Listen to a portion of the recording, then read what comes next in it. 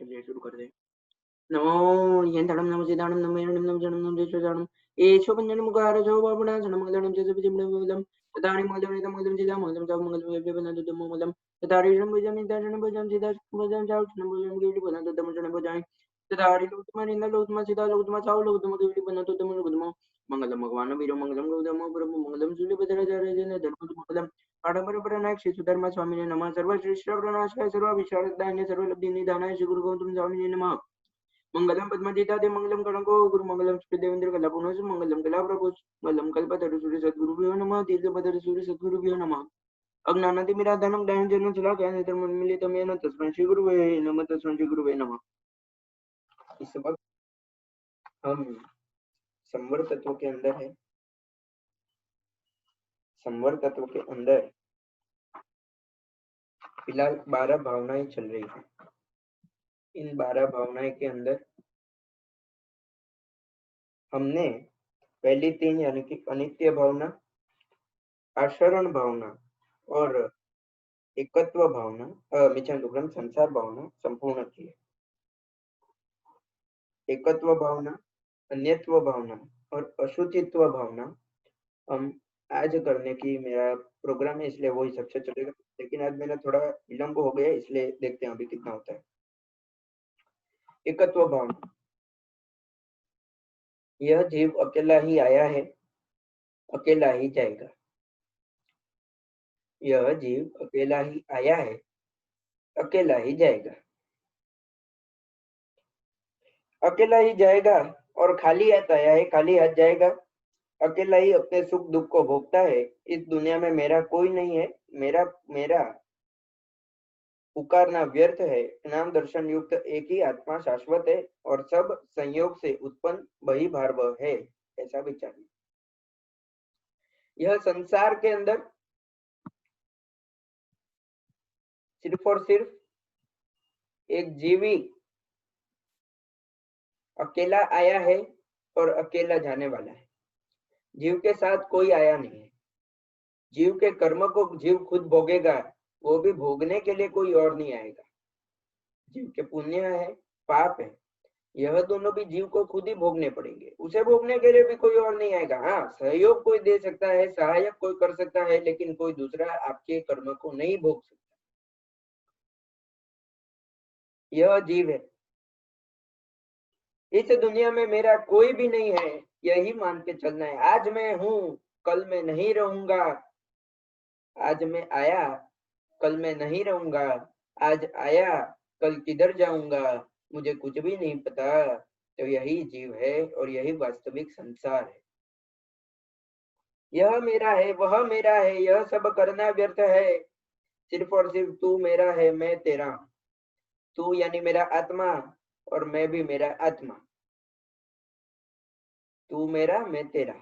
ये भगवान मेरे, मैं भगवान का। मैं आत्मा का, आत्मा मेरा। मैं भी आत्मा, मैं मेरी आत्मा का और आत्मा मेरी। मैं आत्मा, मैं शरीर नहीं हूँ। शरीर तो एक दिन छूट जाएगा, दूसरा शरीर आएगा, लेकिन आत्मा वही का वही साथ में आएगा। आत्मा वही का वही रहेगा। साथ में आएंगे तो क्या? सिर्फ और सिर्फ हमारे कर्म, हमारे संस्कार, वो साथ में आएंगे आत्मा के। इस दुनिया में मेरा कोई नहीं है। मेरा पुकारना यह व्यर्थ है। ज्ञान और दर्शन युक्त, दर्शन यानी सम्यक दर्शन, ज्ञान यानी सम्यक ज्ञान। ज्ञान और दर्शन युक्त सिर्फ एक मिनट। ज्ञान और दर्शन युक्त सिर्फ और सिर्फ यह आत्मा मेरा, जिसके अंदर सम्यक ज्ञान है, सम्यक दर्शन है, सब आत्मा में ही रहा हुआ है। लेकिन यह सम्यक ज्ञान और सम्यक दर्शन को प्रकट करने की आवश्यकता है।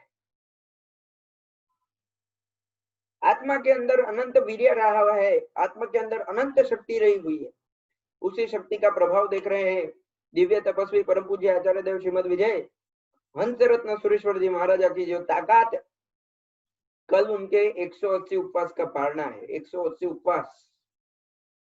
हम 3 या 4 या 5 या 8 या 30 में हमारी हालत खराब हो जाती है। ऐसे काल में यह महापुरुष ने 180 उपवास किया। विशेषता बताता हूँ। गए साल यही समय पे उनके 180 उपवास का पालना हुआ था, गए साल यानी 2019 में भी उन्होंने चौमासे में 180 उपवास किए। उसके बाद उन्होंने मासक श्रमण किया, 40 उपवास की आराधना की। उसके बाद उन्होंने फरवरी के आसपास उन्होंने क्या चालू किया, तो 95 उपवास शुरू किए। वो 95 उपवास का पालना जून में आया, जून में या जून के अंदर उसका पालना आया था, और जुलाई से 180 उपवास शुरू कर दिए। यानी सोचो 95 उपवास का पालना जून में आया और जुलाई से 180 उपवास शुरू कर दिए। सोचा क्या उनकी दिव्य शक्ति होगी, क्या वीर्य शक्ति होगी। यह वीर्य शक्ति मेरे और आपके आत्मा में भी रही हुई है। मैं आत्मा का, आत्मा मेरा, मैं खुद आत्मा, मैं खुद आत्मा मेरे आत्मा का ही।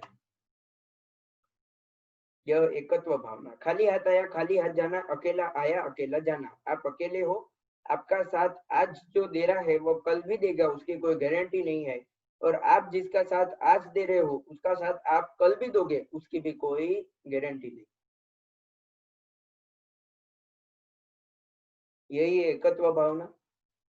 सिर्फ और सिर्फ सम्यक दर्शन, सम्यक ज्ञान, सम्यक से युक्त ऐसा हमारा आत्मा जो अनंत गुणियल है, अनंत वीर्य का स्वामी है, अनंत शक्ति का स्वामी, ऐसा आत्मा हमारा, वही मेरा है। एक ही आत्मा है मेरा, वही शाश्वत है, वही हमेशा रहने वाला है मेरे साथ। बाकी सब क्या है, नाशवंत है, खत्म हो जाएगा। आज या कल ये कभी भी खत्म होने ही वाला है, लेकिन आत्मा वो हमेशा का हमेशा रहेगा। वही मेरा है, ऐसी भावना लाना, उसे कहा जाता है एकत्व भावना। पांचवा है अन्यत्व भावना। जैसे यह मेरा है तो मेरा क्या नहीं है, यह शरीर मेरा नहीं है। स्नेही, संपत्ति, स्त्री, यह कोई भी ऐसे सारे मेरे नहीं है। आत्मा और शरीर अलग है, एक नहीं है, ऐसा विचारना। पहला, यह आत्मा को छोड़ के शरीर, स्त्री, स्नेही, संपत्ति, दाम्पत्य जीवन, बच्चे वगैरह, परिवार वाले लोग सारे के सारे मेरे नहीं है। सिर्फ और सिर्फ क्या है, आत्मा मेरा। और दूसरा, आत्मा और शरीर अलग है, एक नहीं है।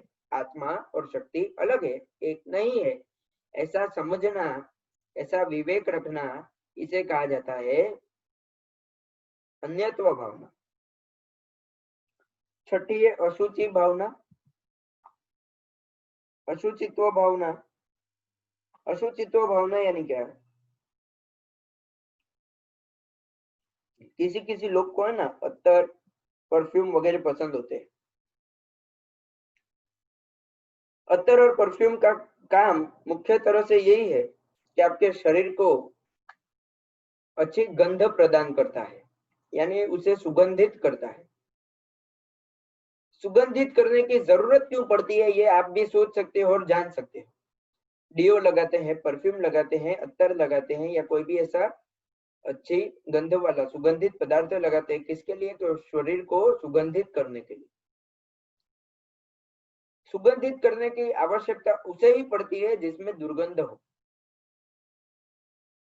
सुगंधित करने की आवश्यकता उसमें ही पड़ती है जिसके अंदर स्वयं में दुर्गंध हो। हमारा शरीर अशुचि का भंडार है। अशुचि यानी हमारा मल मूत्र आदि अपवित्रता, शरीर की जितनी भी अपवित्रता है,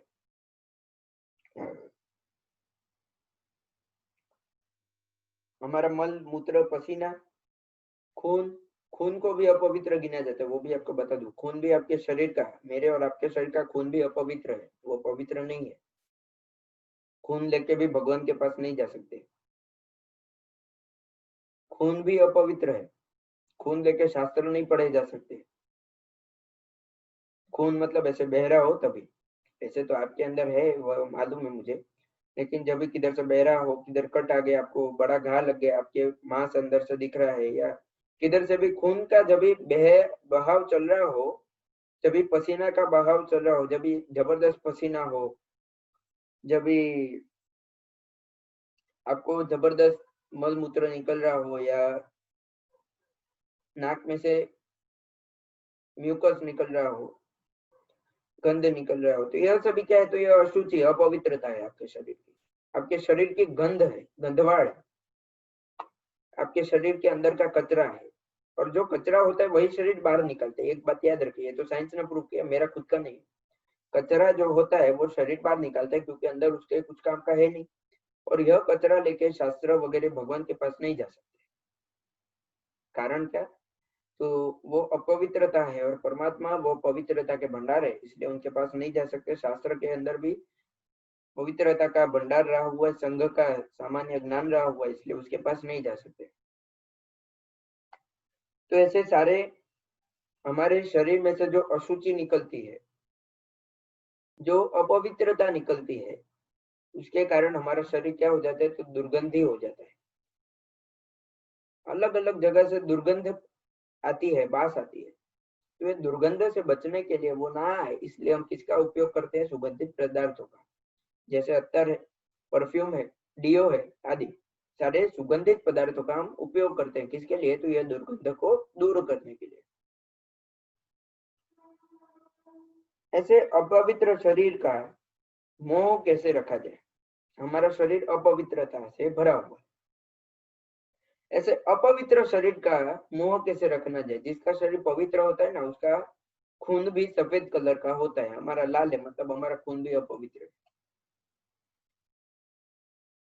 इतनी अपवित्रता वाला भरा हुआ शरीर, उसके प्रति मोह क्या करना?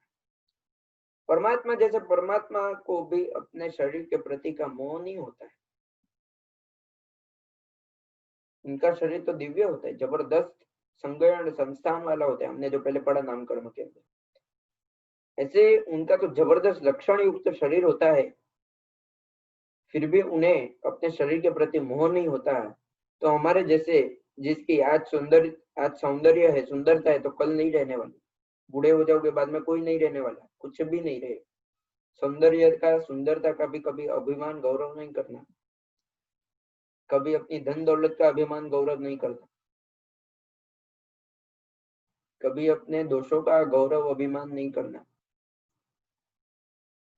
कभी अपने मिथ्यात्व का गौरव या अभिमान नहीं करना, क्योंकि उससे आपके जबरदस्त कर्म का बंधन होगा। साथ ही में यह सभी, मेरा शरीर पूरे का पूरा अपवित्रता से भरा हुआ है, भले कितना भी अच्छा दिखे, अपवित्रता से ही भरा हुआ है, अंदर भी अशुचि, बाहर भी अशुचि। ऐसे शरीर पर मोह करने से क्या फायदा है? राग करने से क्या फायदा? सिर्फ और सिर्फ अशुचि भरी हुई है। और दूसरा, अशुचि ना भी हो तो यह शरीर एक दिन तो चला ही जाएगा, तभी मोह हमारा किधर जाएगा? यह शरीर एक दिन जल जाएगा। क्या तन मान जाता रहे, एक दिन मिट्टी में मिल जाना, एक दिन मिट्टी में मिल जाएगा। क्या तन यानी शरीर मान जाता, कितना तन घिसेगा, एक दिन मिट्टी में ही मिल जाएगा। यह सभी पागल जैसे यह संसारिक चीजों के पीछे, मोह के पीछे, यह क्रोधमान माया लोभ के पीछे, 5 विषयों के पीछे कितना दौड़ेंगे, कितना मान जाएंगे अपने आप को, एक दिन मिट्टी में मिल जाएंगे। ऐसे अशुचि से भरे हुए शरीर एक दिन जब मिट्टी से मिल जाएगा, या कितना भी सुंदर या कुरूप या कैसा भी शरीर हो, एक दिन में मिट्टी में ही मिल जाने वाला है।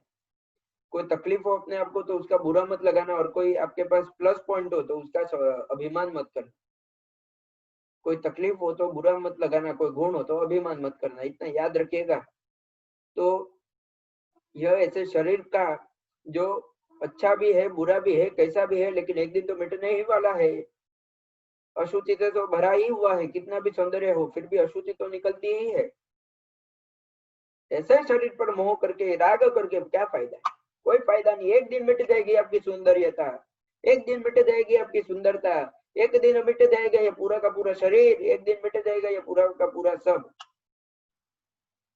घर बार संसार सब मिट जाएगा। इस पर मोह करने का कोई कारण नहीं, क्योंकि एक दिन तो मिट जाएगा, लेकिन आपको नहीं मिटने देगा। कैसे नहीं मिटने देगा? मिटने का मतलब मैंने इधर सिद्ध गति से बताया। मिटना मतलब संसार से मिटना, छुटकारा पाना और सिद्ध गति को प्राप्त करना, आपको तो नहीं करने देगा। ऐसा यह शरीर है, अशुचि से भरा हुआ।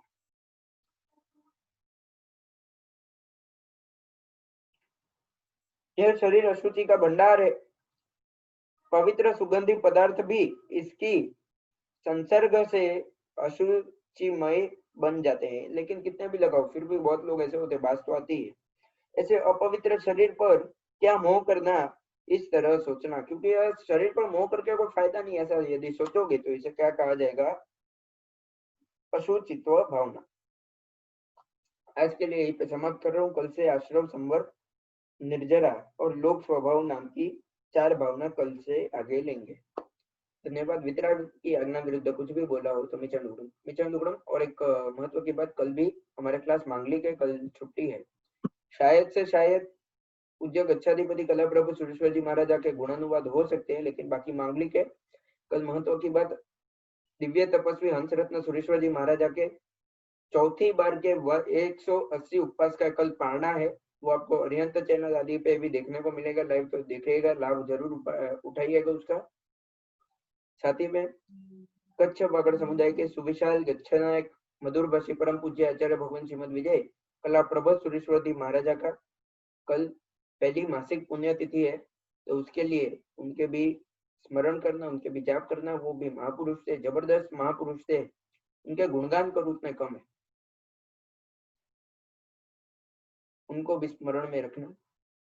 इतना ही कह के आज मैं इधर समाप्त कर रहा हूँ। जिनाग्ना विरुद्ध कुछ भी बोला हो तो मिचन दुगड़म। शायद से शायद गुणानुवाद हो सकते, लगभग नहीं है, लेकिन कल बाकी क्लास हमारे तत्व ज्ञान के मांगलिक है, सोमवार को आगे बढ़ेंगे। धन्यवाद। सर्वमंगल मांगल्यं सर्वकल्याणकारणं प्रधानम सर्वधर्माणां जयं जयति शास्त्रम्।